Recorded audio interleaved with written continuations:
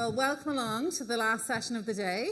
I admire your sticking power. It's been I suppose, an energizing and also intense day so far. So great to have you here. My name is Claire Doody. I'm chairing the session, and I'm delighted to be introducing Jeppe Hansgaard. Jeppe is the CEO and founder of Innovisor, and he's a real expert on organizational networks. And I'm very excited about his talk for a few reasons. The first two are things that I hear all the time from learning and development leaders, and they may be familiar to you too. One is, how can we get more people to engage in our learning? And the other is, how can we influence business to sponsor or invest or do something to help our programs be successful? And I think Jeppe has, well, I've actually seen the slides. Jeppe is going to help us with in very practical ways with those questions. But a more fundamental point of interest, and it's really been a theme that's come up a lot today, is whether we need to have a more fundamental rethink of the role of L&D in terms of not just bringing in new knowledge to the organisation, but helping knowledge move around the organisation, be accessible, be visible, be discoverable, more into the knowledge management space. And I think I would encourage you to kind of hold that question as Jeppe speaks to us today. So the structure, Jeppe is going to speak for 40-ish minutes. I'll start waving at him then, and we're going to open the floor to questions. And for the last 10 minutes, we have a DIY network map. So if you want to participate in that, that would be fantastic. And then I think it's going to be wine o'clock. So without further ado, I'll hand over to Jeppe. Let's give him a warm welcome. And I just want to emphasize, if you're not completing your do-it-yourself network map after 10 minutes, then come up and talk to me. I'm going to stick around to make sure I can help you as much as possible. I mean, my session here is really about making sure you get to know as much about networks as possible so you can apply this when you get back to your own organizations. Innovisor is a company I created too many years ago, I think, because you can see it on my gray hair. 18 years ago, we work with understanding networks so we can drive change, accelerate performance, or maybe help learning. I have too many slides here, and you're going to get them afterwards. You just get whatever. I'm open to sharing everything. I'm also told, Claire, that you can ask questions during the session, because I really want you to learn something. And if you have a question you didn't get to ask me afterwards. You can also connect to me on social media. I'm on Blue Sky, where I connected to Mark over here, and on LinkedIn, where I connected to Ingeborg. Exactly. So that is possible. Just do it. Good. The most important thing about this slide is that I got 3 kids. They all do track and field. If you get me started on track and field, we're only going to talk about track and field for the next hour. So don't do that. Before going into networks, I actually wondered a bit here about, I got a question. I had to record a small video before this session. And it was about, how do you feel about 2024? And I talk to a lot of organizations. I'm sure you do as well. But I wanted to give you a few of the things that I actually see from the animal world. I feel leaders almost acting as deers when they get hit by car lights, right? They're hit by fear. They're disoriented, right? And they get confused. And what happens then? They stand still. And that is probably also impacting a lot of your programs. Leaders right now are apathetic in many ways. So it's not only something you experience, it's actually something all of you experience. What do they do then when they get hit by those car lights? Well, they actually do as the ostrich. They put their head down in the sand.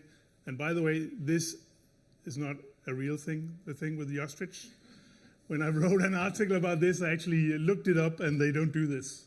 So it's all a myth.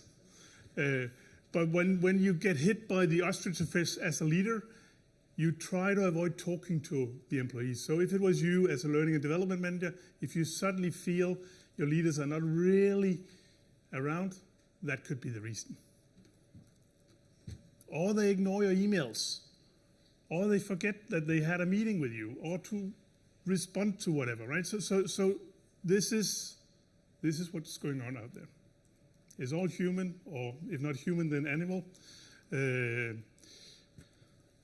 But where is the solution then? And here I want to go back to some of our ancestors, the monkeys. Did you know that monkeys, they tribe together in small groups? So there's a Scottish researcher called Dunbar who actually discovered that the maximum number of, and that's an average number, maximum number of meaningful relationships you can hold in your brain is 150. What does that mean? That means if you get above 150, groups start to form. You can actually not avoid groups when you get more than 150 people. But the groups are already there before, right? Because the close group, or the first group, is already at 5. The 5 are the people that will show up if you ask them to come and paint your house. Good friends. The 50, which is the next number, are the ones you invite over for a good party. 50 is when you're getting married, basically, right? The 150 are the meaningful relationships. 500, you barely know who they are. You have seen them before. It's the people that I wave to when I go out for a morning run and say, hi, how are you doing? And I can tell you, if you read one of my books, you will know that they are not smiling back to me. They try to avoid me, and I don't know why. And then you got a group of 1,500, right? But change now, where you don't get the leaders on board, is more local. So I really want to encourage you to go local, try to understand relationships and connections between people. That's where you can drive change. In the session I was in right before, and I was listening in, it was about how can you connect people to each other. And it's actually important to connect people to each other. That's one thing. You can also work on, are they accessible to each other, or are they just sitting in meetings all the time? And are they willing to share their knowledge? I mean, it's all of those things here that actually impact how networks and relationships are looking at organizations, and that you can work with learning and development. So when we talk about networks and relationships, let me just give you a small example here. This is an IT organization with 35 people. This is how they collaborate. The colors show what team they're in. We see some squares, which shows that this is a middle manager. We see what do you call that? A triangle, which is a top leader, and so forth. If you see this one, I'm pretty sure you notice this one over here, this group of blue people. This group of blue people are sitting at a different level in the organization. So where everybody's on first floor, they're sitting on the second floor. So this is one reason why they are disconnected. The other reason why they're disconnected is that they've all been in the company for 20 to 25 years. So they're feeling really comfortable with just being together. They don't need to connect to the others. If you see that as a learning and development manager, you probably think, okay, how can we, if there's a value in them connecting to each other, I mean, that's the first assumption, of course. If there's a value in them connecting to each other, how can we get them connected into the organization? And another thing we can look at here, I think there was something to point with here. This one. What about this person? That's not a nice place to be, by the way, if you're part of this team, right? You're basically disconnected. Or this is behind the subtitles, but can you see the green person down here? Yeah. That's a lonely person we have down here. And I want to tell you, loneliness in organizations is for real. We see people sitting like this all the time. Yeah. Good. We just go one step forward here. Because if we want to understand networks, we also need to understand something else. We need to understand what can actually keep people from connecting. I already told you that people that I pass when I go for a run in the morning, they're not really connecting to me. So if I now ask you, what can keep two people from connecting? And here's, by the way, a learning. I promised the people in the back here. Why am I not using green and red? You know? Exactly, 10% of the males here will be colorblind. I will not be able to see what I'm writing, so we're not using those. So we got these two. So what can keep two people from connecting? Any good comments here? Time. They do not have the time to connect. Yes. Hierarchy. What a good one. Yes. What else? Geography. Yes. Fear. Oh, that was early. Fear. Yes. Biases. Yes. Language. Self-confidence. In what way? Like, I don't feel confident to talk to you. Okay. Yes. Language. Sorry, what did you say? Language. Language. Maybe I should say accent. Oh, accent. Yes. Yes. Also ego. Ego. Yes. Anything else? Culture. Culture. I heard something else. Interest or motivation. Interests, yes. Motivation. Anything else? Competition. Competition. Ooh, good one. Remember that one. Cognitive load, like your mental bandwidth to, Bandwidth. yeah. Okay, let's stop here, right? We could continue here, right? I want to emphasize these are all excuses for connecting to each other, right? But we all have those excuses when we see a different person. I do not really have the time to connect with that person. That person is sitting in a different place. The language and accent one is actually very interesting here. We did some research on language and accent and how that actually impacts in the collaboration in global organizations. And what we actually discovered was that, it's not only that you have an accent that is impacting how you connect to people, it's also how confident you feel about actually speaking up. So one thing is having an accent. I have an accent. I have been told I sound like Arnold Schwarzenegger, which I'm actually pretty happy about. but are you speaking up or not? And in many cases, people are not speaking up. They're holding back. If you have English as a mother language, right, you do not feel the same when you talk to other people about this. But us, Danes, do I have any other nationalities in it? There, you see? Danes, we have that, right? And most of the people you meet when you're connecting across in a global organization, they have that in them, that they're actually holding back because they don't know if they're fluent or not. Pretty interesting, actually. Ego, we can get back to that one. Okay, so we know we have a lot of excuses for connecting to each other. So sometimes when I ask leaders, so who do you think it is that people go to?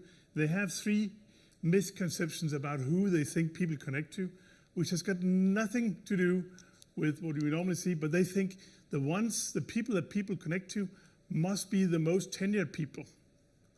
Have you heard that one before? It must be the ones who have been around for a long time. That is actually not true. What happens in organizations is that the ones we connect to are the ones we join approximately at the same time as. And then if we go back to this thing with Dunbar and the bandwidth for building connections, when we're maxed out on that, we're not really building connections to new people because, that would mean that we would need to kick out some of our other relationships. And we don't do that. So when we measure networks in organizations, we can actually see that people have the same connections, or they keep on these connections that they have built early on. Another thing that we see is that we have this misconception that it must be the extroverts that are really the ones that people go to when they want to ask for help and advice or make sense of things or so. And it's not really the extroverts. So this is good for the introverts here. Introverts actually have more influence than extroverts. They just don't know it.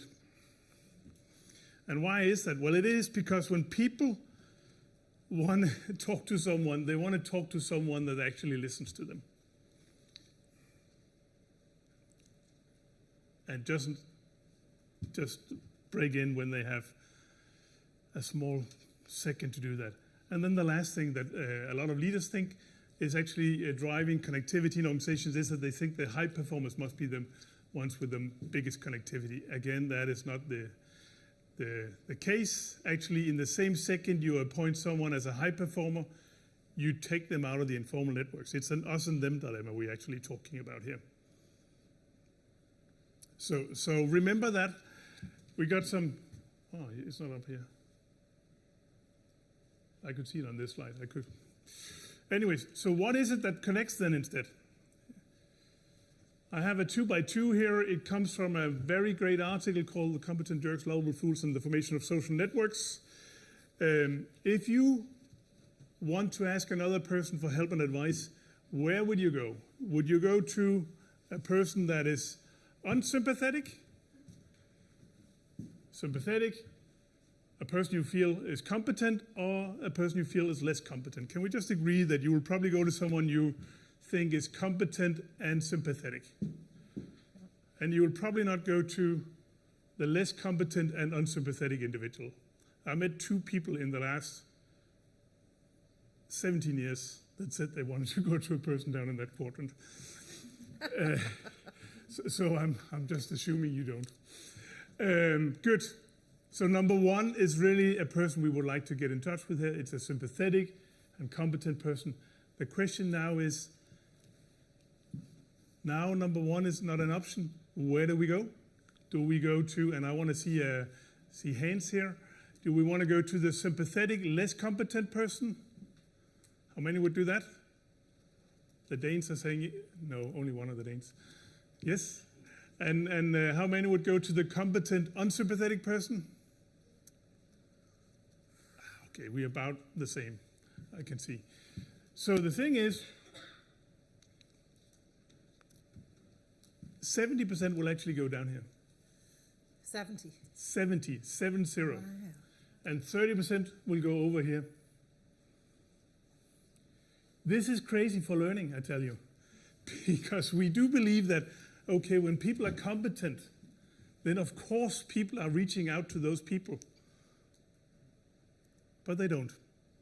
Because sympathy, being sympathetic, trumps being competent in informal networks. There is an overrepresentation of managers over here that wants to go over here, whereas, I mean, almost employees, all employees, they will go down here. Why would they ever talk to someone they find unsympathetic? So this is an important learning for you. Just remember this. Sympathy, being sympathetic, beats being competent in organizations. So if we build expertises, right, we cannot expect people to go to those jerks over here. And I know we already have met those jerks, right? So we know who we're talking about. It just doesn't happen. Then there's another thing that is important, because if we now find the number 1s and we can convince them that learning and development is the best thing that we've ever done, what happens is that their emotions about what we're trying to do is actually impacting others. So the percentage I'm writing up here, 15%, is emotional contagion for positivity. What does that mean? That means if I get in through the door in the morning and I'm really happy and positive, then the people that are influenced by me, they have a 15% higher likelihood of also being positive. That's a good reason why I'm aiming at being positive when I get into the office and trying to forget about, right now, especially my 17-year-old daughter, who is sometimes a bit, what can I say? Yeah. There's even an impact in the second degree. So the people that are influenced by me, they also influence others. So they have a 10% higher likelihood of being positive as well. And I mean, if that doesn't tell you why you should show up in a good mood, I don't know what. What do you think the numbers are for negativity? Will they be higher or lower? So who thinks it's higher? Yeah. It's actually not. Oh, It's only about half. Isn't that good? that is And I mean, good. what? Did anyone say something? Oh, I just thought that's good. Is that Okay, right, Michael? it is great, right? It's a good thing for mankind here. This is why we need to be optimistic. People don't want to be around negativity. They will turn their backs on it. If you have a person that is really, really negative in the organization, who is draining you from energy, right? People turn their backs on them. Which is also one of the reasons why when we talk about change, I'm always saying, find the energy. Go with the energy and build from there. It might be a small pocket of positivity and good energy, but build from there.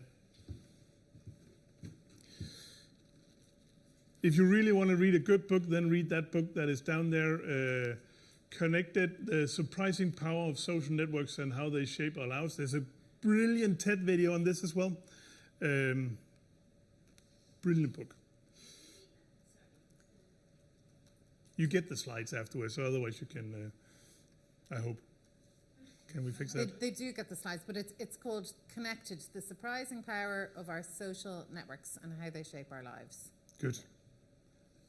One of the things that is actually also surprising to people is that and I mean the wrong people, if they terminate their contracts, then like quitting can also be contagious suddenly. Have anyone experienced that? So if and we measured that. So if the wrong person, one of those number ones up there, the sympathetic, competent individuals that everybody likes, right? But nobody knows who is, especially not if you're a leader. If they quit, then suddenly quitting can become contagious. That is a huge risk. And I tell you, when I show you the first network here in a couple of slides, I'll just do a bit quick here. The first time I did an analysis like this, I was leading a consulting unit with 35 people. I just learned about this fantastic way of mapping organizations from a professor from Henley Business School, actually here in London. December 13 to be exact, in 2005. I was supposed to buy gifts for my kids. I forgot all about that because I was buying books for myself about this. And then I mapped the organization that I was heading. And the picture I was getting of my organization, how they connected to each other, was almost looking as the one you see over here. And I got a bit mad because one of the people in that organization I had hired in to be the senior person to build the competencies of all my young consultants. And he was like disconnected. He only had one connection into the organization, and that was to me. I got a bit mad, right? Until I kind of reflected a bit on it and figured out, okay, I actually sent him off on a 12-month project full-time to a client. He never had any chance whatsoever to build connections to colleagues, so it was my own fault. The other thing that I learned was that was one person, a woman, she was 35 years old, and she was like the glue, and she was, I didn't know, and I normally think I'm pretty okay at looking at people and how they connect to each other, but in this case, in my 35-person organization, I didn't see the power and importance that she had. She was not the one who was billing the most hours, she was not the one who was selling the most, but if we took her out of the network, I promise you, everything would just fall apart. She was that important, which I sometimes then call a risk. And the risk I call how many people should be run over by a bus before this thing falls apart. And in this case, the risk was one. One, I tell you. I've been told that I can only use the analogy of a bus in Denmark, so over here I'm told to call it how many people should win in the lottery before this thing falls apart. Good. So, but just to give you some insights here, right? You see the person up here again, the lonely person, right? Before COVID, that we had approximately 5% of the people that were sitting out here disconnected from the organization. Now the number is more around 15%. And when I say 15%, I mean they're not being pointed to by their colleagues when we ask them about who gives you energy in your daily life, or who do you go to for help and advice, or who do you seek out to make sense of things. Those kind of things. And they're not named by their colleagues. Doesn't mean that people don't know them or send emails to them, but they're just not named when people are prompted. Another thing you can see is, okay, how do I connect this organization? Well, maybe I want to connect this person with this person and this person. If I just connect these three people together, the organization does like this. I decrease the number of steps between people. You can actually measure that. What is the average distance between people in this network? And then you can actually go in and say, if we now simulate that we put these three people together, how much do we decrease the distance? That is a wonderful number, right? Connecting people. Then you say, and by the way, when we look at this one, we need to be aware of this one. The leaders here, they're not really connected to each other. That is the first issue we're talking about. When the leaders are not really connected to each other, you have a hard time succeeding with anything.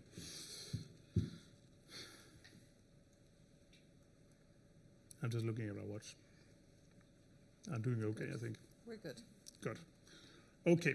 So I think you get it now. So when we do network analysis like this, we try to understand networks. We actually ask people, who do they point to? For example, who gives you energy in your daily work life? Or who do you go to for help and advice? Or maybe even who could make you more effective if you could work more with that person? So here are some numbers here from a different organization. This is an organization with about 150 people. We asked 3 questions. Who are the people that energize you in your daily work? Who do you primarily collaborate with? And who do you reach out to for help and advice? And as you can see, it's not the same people. So networks are not the same. It is like if I talk about your family network, it's not the same network as your friendship network. Networks differ depending on context. But notice this one. So we got an overlap here of 53% between who you collaborate with and who do you reach out to for help and advice.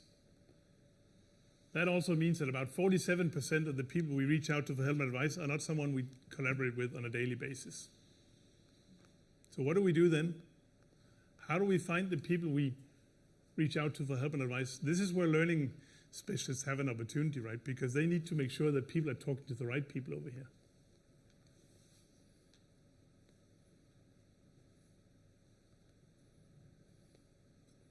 We also need to remember this part here, right? Because people really love energy. I mean, energy is magnetic. And here we see, okay, so I'm collaborating with this one, but I actually find my energy over here. That's not so nice. This is actually sometimes leading to what we talked about before, people leaving the organization. So here comes a question regarding help. Which team or group of people do you think is the worst at asking others for help? And I mean, you got all teams in the organizations you can ask for. So what do you guess? Which one is the worst at asking others for help? What? Have you read the slides? This is actually true. The leaders are the worst at asking each other for help. Yes? I had a question about the previous slide. Yes? What is there the optimum with the circles? Because I can imagine if it's like fully overlapped, then it can be involved on the previous slide. I am not sure I can answer what is the optimal. I think it is good if you do not hold back. If you see a potential, then you actually do something about it. I think there's a cultural thing holding you back if you're not reaching out for help. And when we talk about leaders, that is exactly what is happening. Yeah? So I think you know your Venn diagrams? Yes. Okay, we're talking about that. Yeah. Yes. Yeah.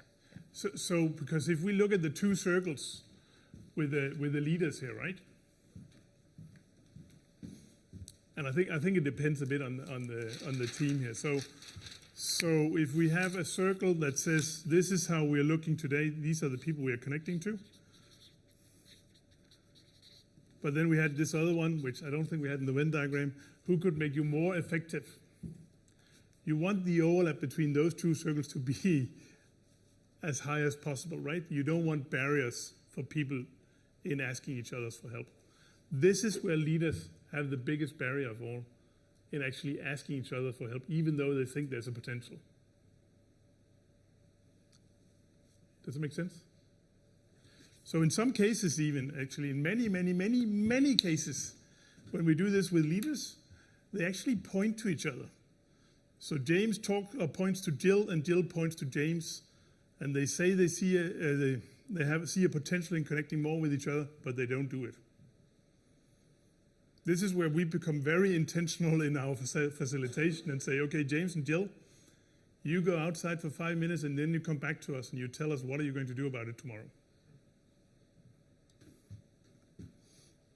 And I'll just show you how that works.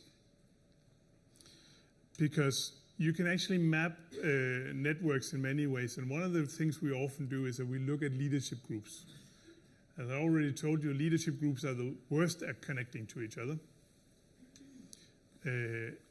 It's also the group of people we invest the most money in, making sure they are connected to each other and they get to meet, etc., right? But what happens is that often we invite them into these leadership seminars. They get into the room, right? They look left and right, and they say, okay, here's a person I already know, and then they go over there and they chat with that person. And that's the person they hold on to for the entire seminar. They sit together with them, they eat lunch with them, they drink beer with them in the evenings, and the next day they're together again. It happens. So what we try to make sure when we look at leadership groups is that we find out, okay, how can we be more intentional about connecting leaders? So we do an assessment, and then we actually discipline, and I want to call discipline their connectivity. So this is one group we looked at. This is how the networks were looking. We defined who they were supposed to be seated together with. We defined who they were supposed to be grouped together with in different groups, sessions. We even defined the topics they need to discuss. Plus, we defined who they were supposed to have one-on-ones with. Which meant that 3 hours later, we could prove this connectivity. Can you see the difference?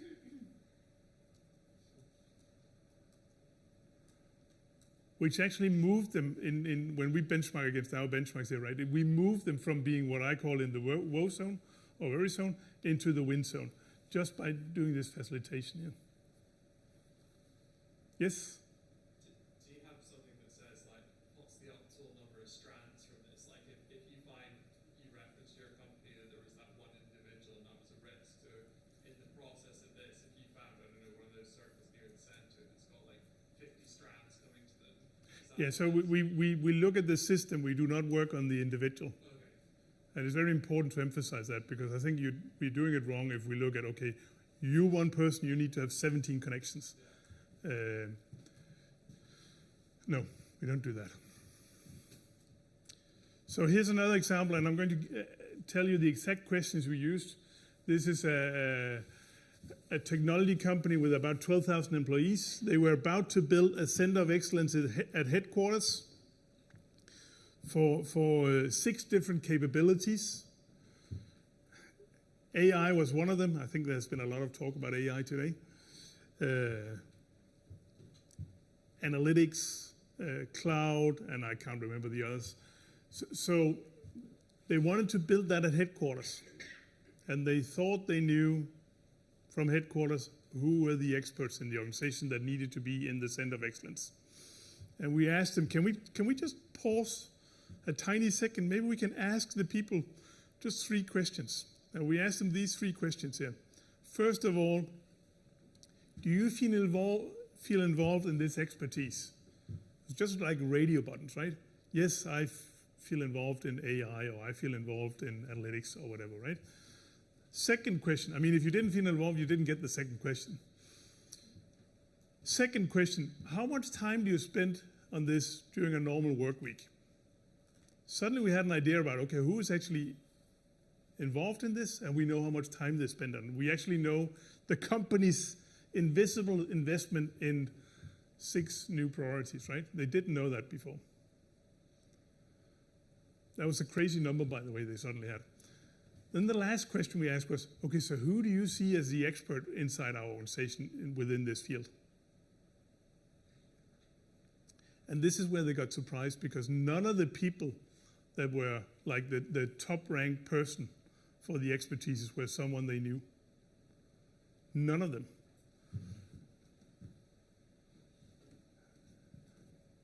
And how can that be? I mean, it is because if you ask, for example, regarding AI, and you don't know who to ask, what do? You ask, I mean, either you've met someone 2-3 years ago that were working on AI and you ask that person for help. I think that person is probably the expert. Also a friendly and sympathetic person. I'm going to ask that person, right? And if you don't know that, you're going to ask one of your colleagues that you trust, who should I go to for help with AI? And they'll point you to someone they know. But what is that knowledge based on? It's definitely not based on learning catalogs or anything. It's based on who they know. So what did this company do? This company decided not to build the centers of excellence at headquarters. Instead, they built them where decentrally. And then they made sure that the people decentrally actually had the competencies. And then they started to promote them with like internal TED-like talks. So they knew who, or people in the organization knew who was it they were supposed to go to. It is going with the flow of the informal networks rather than trying to turn it around and go against the flow. Next question. Yes? What was the learning for the organisation as a result of that exercise? Because presumably this conflicted with maybe performance appraisal management? Yes. The case is actually in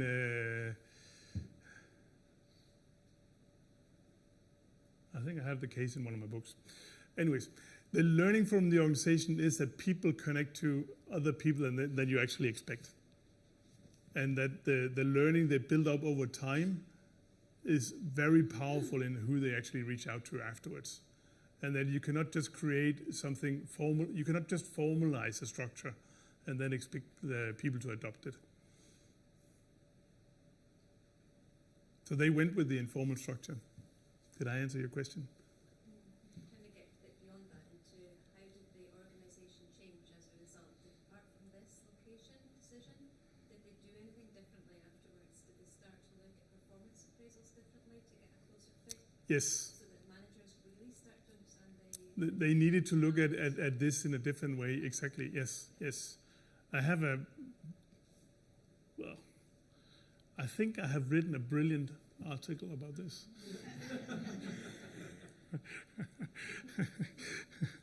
I have a case from a financial services institution called, this came across really bad. It's about why the dark horse got promoted. And it was about this young guy who was really the favorite of being promoted. But I mean, when we looked at the networks, he was not really connecting to people. He was just ambitious in getting upwards, right? And in reality, what they were looking at, the person they decided to promote, was a 40-year-old woman who was pregnant with her fourth child, but she was just brilliant at connecting to peers at the same level and downwards, and actually also upwards. And when we reassessed it afterwards, we could just see how well she did even during her maternity leave. It's just a brilliant case. Yeah.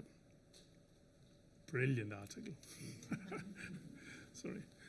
Good. Here's another case. So this is, now we went from 12,000 people, now we're just talking 100 people, but they're spread across 7 offices. This is actually in the US, it's a professional services organization. And they have a new hire, right? Everybody has heard about that new hire because it's someone who's known in the industry. We do the research and nobody connects to the new hire. That's not so good, right? That was not the reason why the new hire was recruited.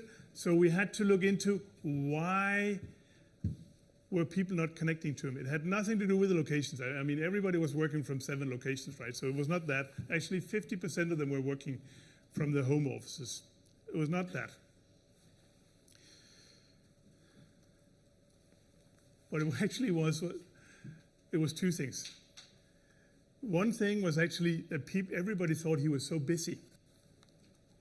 So they didn't want to bother him. They didn't want to ask him questions, right? He's probably too busy. I don't want to ask him. That was the first thing. The second thing was that the leaders, the middle managers, didn't want their employees to actually to reach out to that person because they didn't want him to succeed. They saw him, as somebody said before, as a competitor. So those were the two reasons why they didn't reach out to him. That's a crazy thing, right? You recruit a new, brilliant person. It's almost as the person I recruited, right? And nobody's connecting to the person. So what can you do? This is, again, a place where I think connecting people to each other is so powerful, but we tend to forget it. I can actually share with you another story here, which I think is important. Who was it that talked about performance before? Was that you? Somebody talked about performance.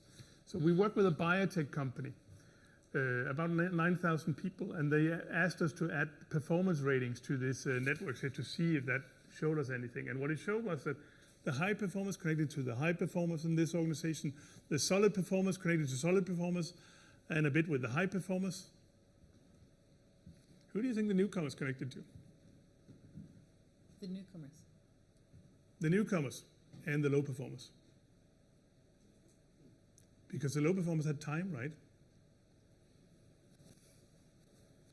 So what do we do in many organizations when we get new hires? We actually build like, okay, here comes all the newcomers. We put them into a room. That's where they have their open space in their brain for building new connections. That's probably the worst thing we can do. What we should do instead is actually make sure they get connected to the right people when they have that open space. And definitely not to the low performers, right?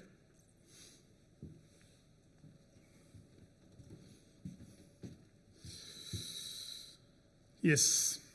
Anyways, so here comes a quick thing on change, because if you have networks like this, one of the things we've discovered over time is that if we can get to the right people, then they have an enormous impact collectively as a group. So we're not talking about individuals. Who's talking about individuals? Was that you? No, somebody. Maybe. I got this question here, that's like 10, 15 years ago when we were working on a change program. And here's an executive, and she says to me, Jeppe, what is the smallest group of people I can engage with if I want to have maximum impact?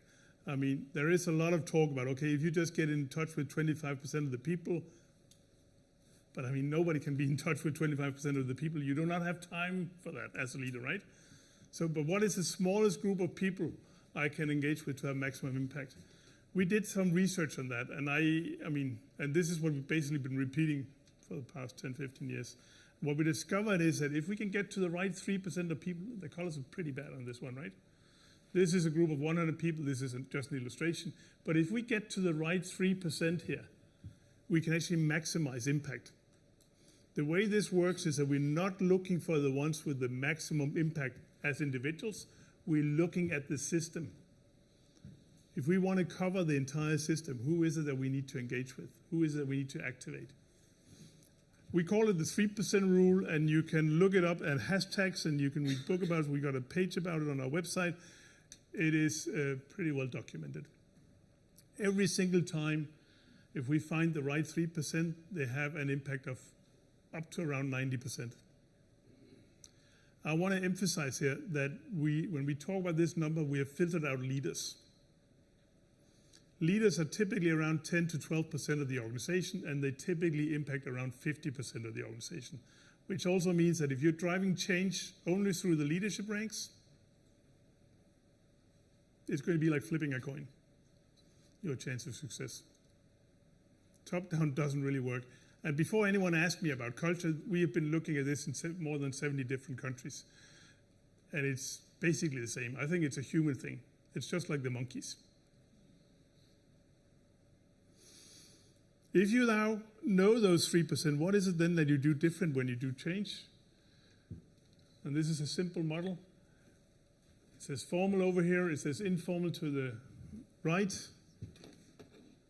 structured at the top, unstructured at the bottom, you still need to do your leadership communication. You need to define your objectives. You need to communicate to the organization what you are trying to achieve as leaders. I'm sorry, you have to. There's no excuse for that. I mean, talking to the people is not going to change that. You still need the leaders to role model what you're trying to achieve. People are actually looking at the leaders. I mean, if you want to create a more collaborative organization, make sure the leaders are also collaborative. What you can do different if you're over here and you know who the informal leaders are, right, or the people you need to connect to, is you can listen to them. And I want to emphasize, you need to listen. Listen to the people. Listen, listen, listen. And when you have earned their trust, you might be able to activate them and engage them in co-creating activities with you.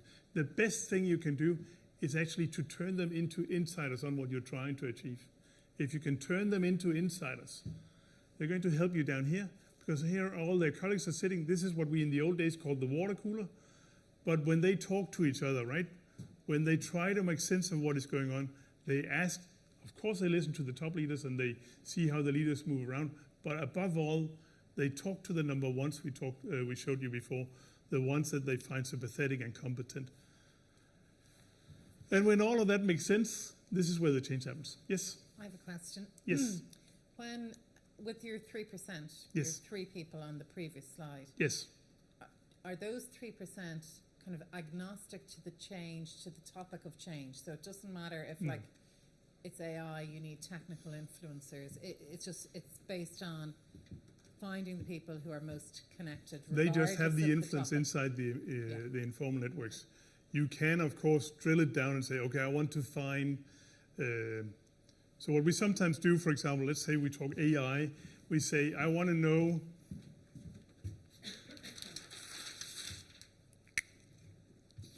Oops. Venn diagram. We love it, right? So who are the early adopters of AI? Yeah. Who are the 3%, and who has the time and resources to be involved, really, right? These people up here, right, the early adopters, if you ask the organization, they do know who amongst their colleagues will be the early adopters of AI. People know it. You might not know it, but people, they know it. You can just ask them that question. Who amongst your colleagues will be the first ones to adopt?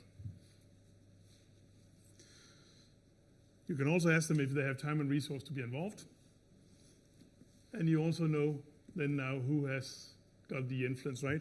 You want to keep these people in the know because you don't want them to be against what you're trying to do. That's really what you just want to make sure they say, yeah, thumbs up, this is good. And these people you want to introduce to it early on. These people down here, if you're familiar with a bit of history, then you know that Napoleon, he put these people out in the front, and then they got shot, and then he had a second line where he was kind of reloading. I don't want you to go home and think about this in your organization, but really, people that have the time and resource, you can give roles as testers and what have you. Yeah.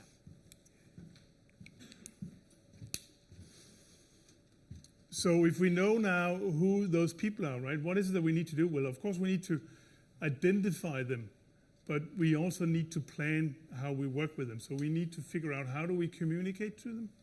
How do we activate them? How do we engage them? And then, as somebody said in a different session, we really need to make sure we give them feedback on how we use their input. Also, if we're not using their input. Because they need to know.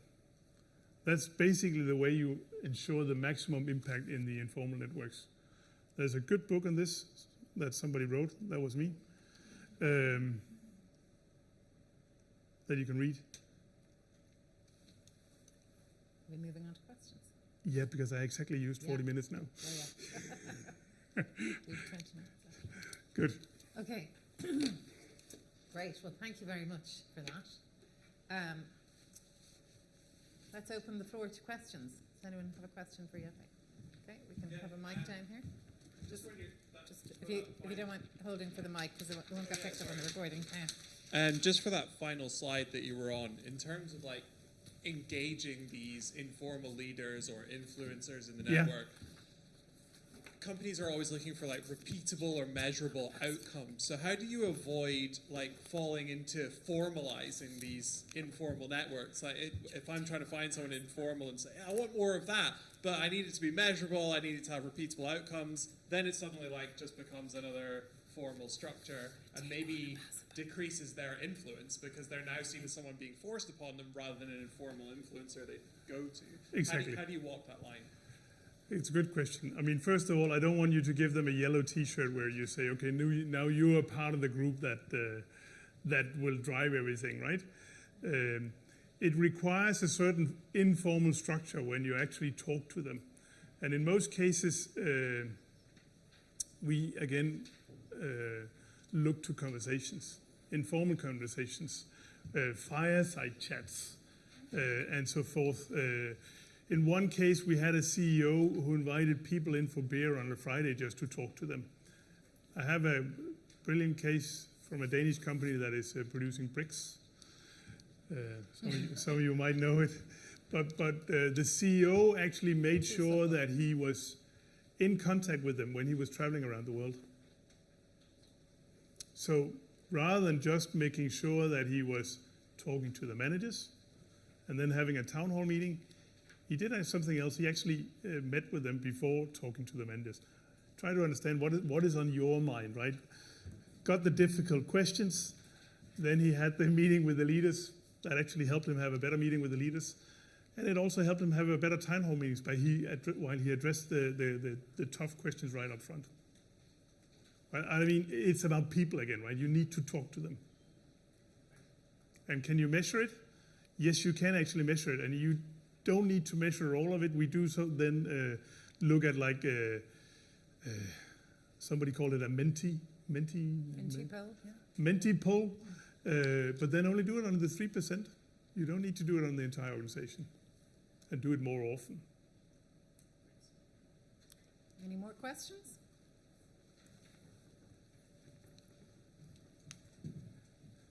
Are we talking about gender now? I'll keep that for tomorrow. So my question is, I remember you mentioned that we don't necessarily go for the people who are most competent. Yes. But we may go for the people who are most sympathetic. Mm. So how do we need to make sure that the 3% are actually also competent and not just sympathetic? Or how does that work? So we may have 3% people who actually are not the people that we want to be. You might have people that are not the ones that you want them to be, and that is an issue. But at least you then know that they have this enormous influence on others. And I can actually give you a good example of this. We work with an American company. So now DEI is not really something we talk about in the US anymore, right? Can we just agree on that? Anyways, so in this organization, one of the people that were in the 3%, this was a logistics company, was actually under research for sexual harassment. But now knowing that person is under research for sexual harassment and that person has this enormous influence on in this case, his colleagues, is a good thing to know. Because you can address the person in a different way. You can maybe not ignore it in the same way as you've done before. So a follow-up question, Yes. Is there anything that you can then, anything that you've learned that you then do, given this is an informal network? I mean, are you then trying to influence those informal networks, or? Yes, we certainly, as I was trying to show with the 2x2 before, we want to make sure, and this is not us because we're doing network analysis, the consultants we work with or the organization we work with, then they try to make sure they get them to, that those people can make sense of it so they do not resist what they're trying to achieve. Another thing is you can also look at the networks and see, okay, so who is it that we need to connect if we want to bust silos or other things, but that's not one of the slides that I showed here. So, someone down here. Hi there, thank you very much. It's been really interesting. One of the challenges that I'm actually got relates to leaders like sharing experiences with other leaders. So I've been trying to like sort of build a bit of a community with leaders, and I'm finding very similar results to what you have there, where they're just not really engaging with each other. You mentioned earlier that to get leaders to build more connections, what you did was you almost like you defined the task, you defined who they were sitting with and how they're going to work. Is there anything that we can do to encourage leaders to do that more organically themselves? Oh, a good question. How do you get leaders to do something they dislike because they fear it and because they see each other as competitors? I think you actually have to be very, very direct in your facilitation here. Of course, you need the top person's backup for this. I can also tell you that when we measure change success over time, we can see that one of the biggest blockers to change success is when the leadership team is not well connected. So that should at least bring the top person's attention to this, right? You really need the leadership team to work as one. Otherwise, the employees will see it, and they will not really back your change in the same way.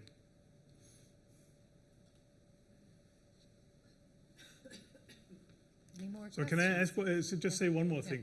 Because there's actually one thing that is also interesting with leadership teams, and that is approximately 80% of the programs that we hear about, the leaders, they forget about the change after approximately 3 months.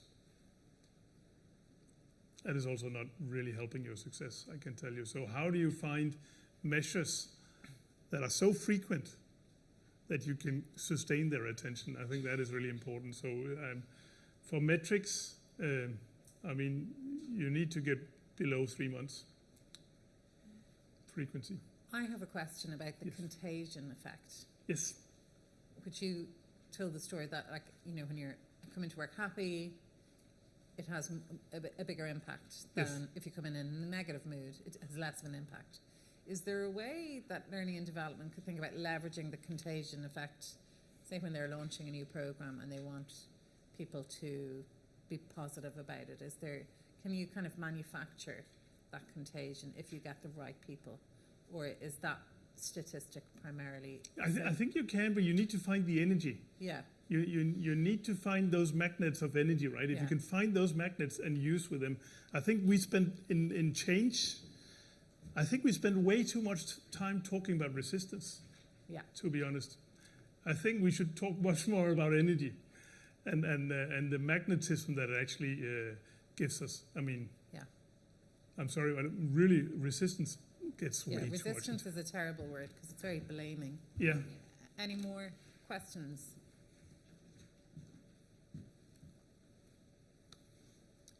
Should I then share a final anecdote here? Yeah, and we have the map as well. Yeah, no, exactly. No, I want to share an anecdote with you. I told you already that my entire family is into track and field. I'm 3rd generation track and field. My kids are 4th generation track and field.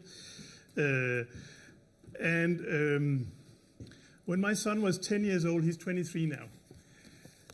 He was doing shot put. Do you know what shot put is? Yeah. Okay, so for the Danes down there, it's kuglestød. So shot put, and he was pretty good at this, right? I taught him. I've been doing track and field, as I said, so I've taught him how to do this in the backyard when I was doing my barbecue. So he learned that, and I asked him a question, silly question. Should never ask questions like that. I asked him, so dear son, who do you want to be your coach? And I was thinking he would point to someone locally, right? That was my bias here, my unconscious bias. He didn't. And the 2 Danes down there, they would know who he pointed to. He pointed to a shot putter who actually retired. His name is Joachim B. Olsen. Joachim B. Olsen is the only Dane that has won medals 10 years in a row in every single European Championships, World Championships, Olympics, indoor, outdoor, you name it. Every single time, 10 years in a row. And that's the guy my son points to, right? Not only that, right? After when he was done, he went into, I think it's called Dancing with the Stars, and his body weight was like 160 kilos. I mean, that guy cannot dance, right? But he won it. He won the entire thing. When he was done with that, he went into politics. He became a really big politician. And then I think at the time when I was asking my son that question, he was working at one of the biggest newspapers as an editor.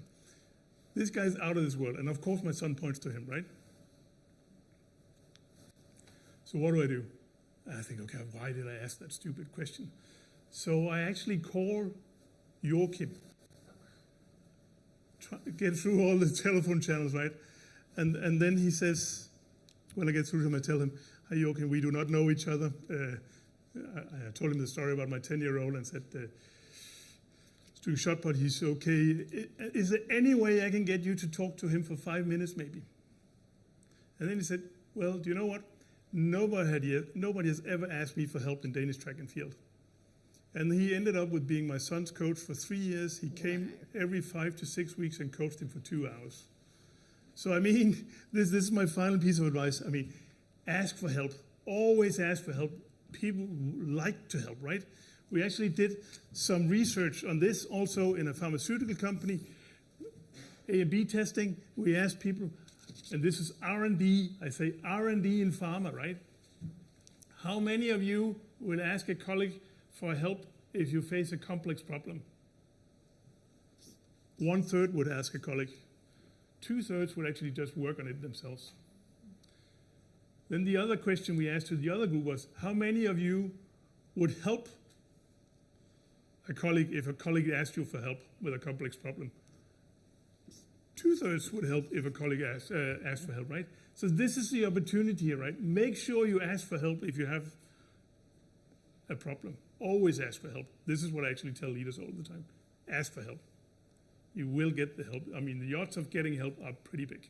Sorry, that was a story I wanted to. Yeah, I want to make sure if you have any questions here, make sure you ask for help. Awesome. Sorry. So will you talk us through the network map? Yes. So now I have a do-it-yourself network map. If you do not care about trying to understand a bit about how you draw a small network, you can leave now. I know there are drinks downstairs. They're free, I've been told by Claire. I think they are. So now we have a tough competition. Do-it-yourself network map or drinks. Yeah, and we can all see him walking away, right? So, I'll draw it during the beer, yeah? good. Okay, so we got a template somewhere, and I can't Yeah, remember. I've passed it around. Okay, Yeah. good.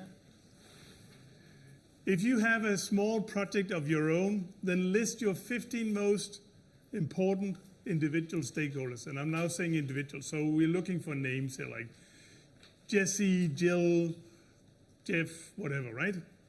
Write them on the way down and the way across. And every single place where you see an impactful relationship between them, so Jesse and Jill or whatever, you just put a cross in. Just like we've done here, right?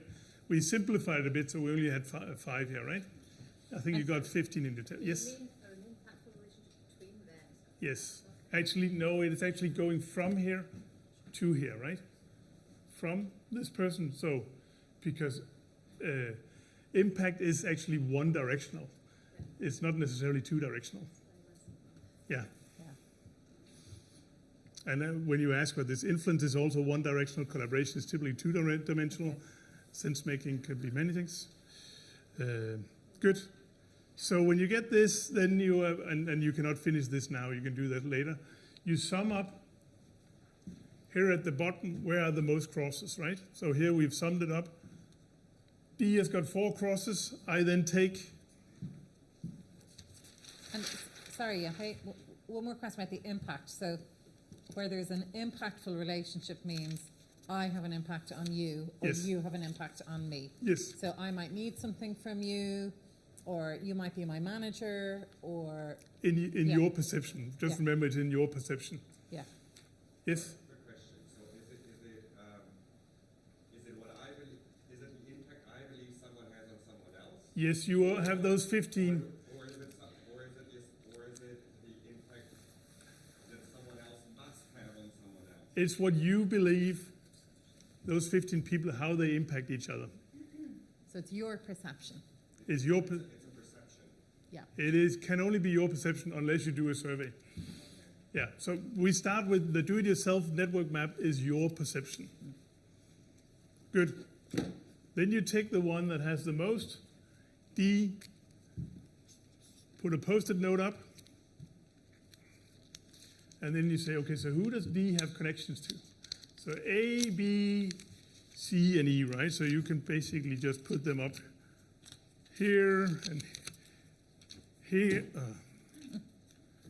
here, and so forth, right? Then you look at, okay, so who's got the second most relationships? So now we know we got this, this, this, this. So which one? B has got the second most, right? And who is B connected to? B is connected to, A, C, and D. yeah, so we already have the connection to D. So we got A And C. and C. And then you continue from there, right? Then you take the next one, is either C or E. C is connected to D and E. D and E, Yeah. which is over here. There you go. And E is connected to BD. B and D. Yeah, so here we actually have an arrow, right? B, whoops. But what you basically do is you create this map for yourself.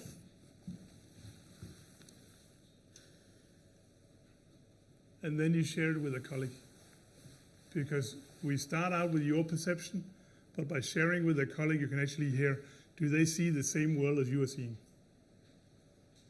Does it make sense? And then you can say, so can I do this for 200 people? It's going to be difficult. I think the limit is around 15, 20, 25 people. Then it gets too big. And maybe you could say a little bit about the survey. You know, so if people can't bring in your company to do Yes. this for them, and they do want to do it for 200 people, Yes. what are the questions they should ask if they can survey? So some of the questions you can ask are, for example, who do you go to for help and advice? It's a very simple question. I typically limit the number of people they can name, because I only want to get to the ones that are top of mind. So that's one question. Another question could be, like I said before here, who do you consider the expert within a certain thing? I mean, the very simple survey I think I almost share with you is, are you involved in this expertise or field of expertise? How much time are you spending on it? And the third one, who do you consider to be the expert? It's really, really simple.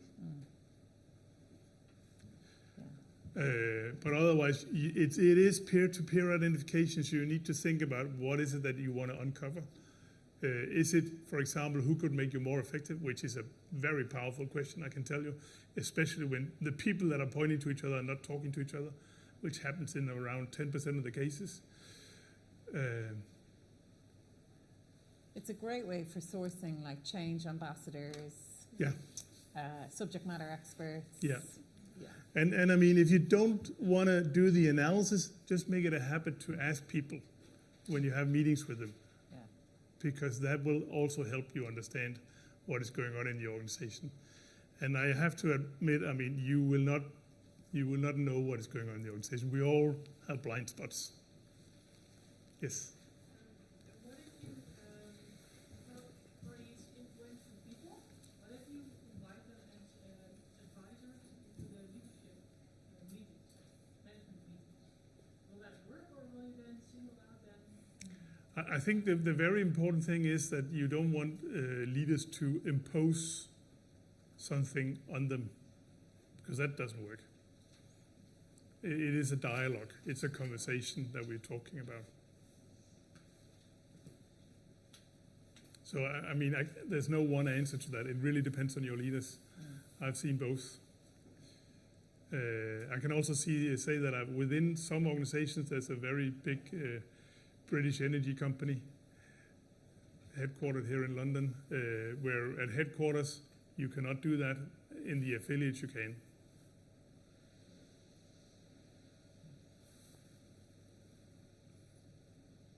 So I think we're at time. Yeah, we're out of time. Sorry. So, no. Thank you very much, Jeppe. Yeah. Any part? Yeah. Give me a round of applause.